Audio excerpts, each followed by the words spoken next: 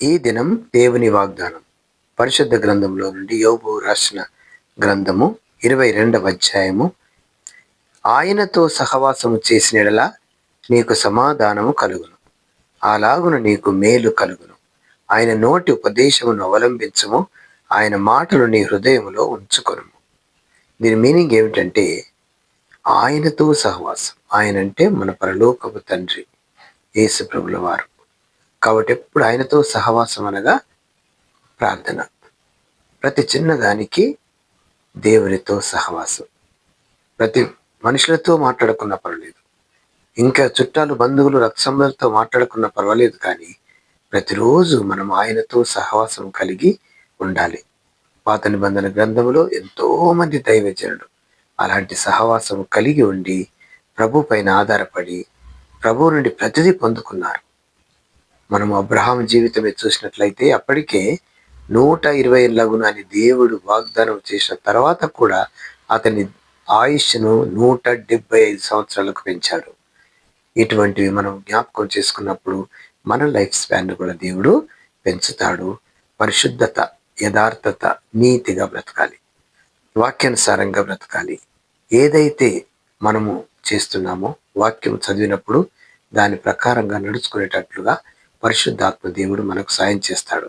కాబట్టి ఆయనతో సహవాసము చేసిన యెడల, దేవునితో సహవాసము చేస్తే విశ్వాసులకు తండ్రి అయిపోయాడు అబ్రహాం గారు. ఆయన ఎవరితోనూ మాట్లాడలేదని కాదు, కానీ ఎక్కువ సమయము దేవునితో గడపటం. అప్పుడు వాక్యమే లేదు, అనగా బైబిలే లేదు, కానీ దేవునితో సహవాసం కలిగి ఆయనతో నడిచాడు కాబట్టి విశ్వాసులకు తండ్రి అయినాడు. కాబట్టి ఇప్పుడు మనము కూడా ఆయనతో సహవాసము చేసిన యెడల నీకు సమాధానము కలుగును. డబ్బుంటే సమాధానం రాదు, శాంతి సమాధానము ఏది ఉన్నా ఈ లోకంలో ఉన్న రాదు, కానీ దేవునితో సహవాసం చేస్తే మాత్రం శాంతి, సమాధానం, నెమ్మది, సమృద్ధి, సంతోషంలోనికి ఆయన మనలను నడిపిస్తాడు. కాబట్టి ఆయనతో సహవాసం అనేది చాలా ఇంపార్టెంట్ అని తెలుసుకోవాలి. అలాగూ చేసిన యెడల నీకు మేలు కలుగును. చూసారా, మనము దేవునితో సహవాసం చేయకపోతే మనకు ఎటువంటి మేలు ఉండదని దీని అర్థం. కాబట్టి ఎప్పుడైతే నువ్వు దేవునితో సహవాసం కలిగి వాక్యము, ప్రార్థన ఇవి 2 ఆయుధాలుగా ఎంచుకుంటావో, ప్రార్థన అంటే దేవునితో మాట్లాడటం, వాక్యం చదవడం అంటే దేవుడు నీతో మాట్లాడటం. ఆయన నోటి ఉపదేశమును అవలంబించము. ఇదిగో ఇదే వాక్యం. ఆయన నోటి మాట 40 మంది భక్తులు దీన్ని రాశారు.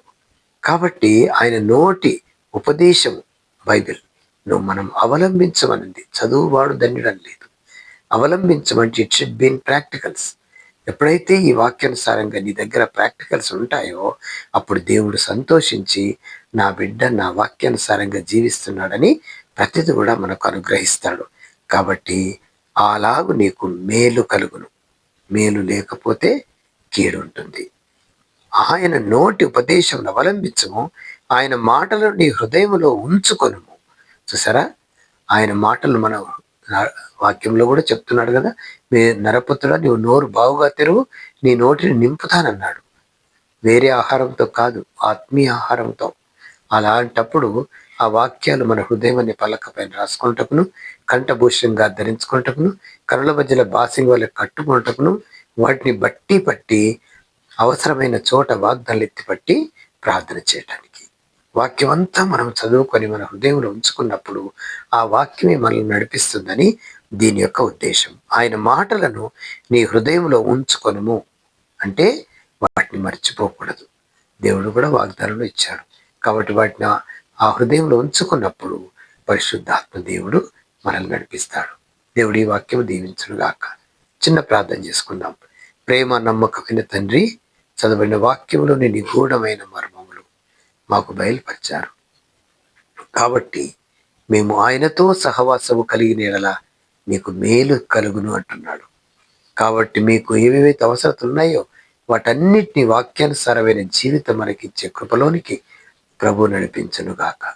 ఆమేన్.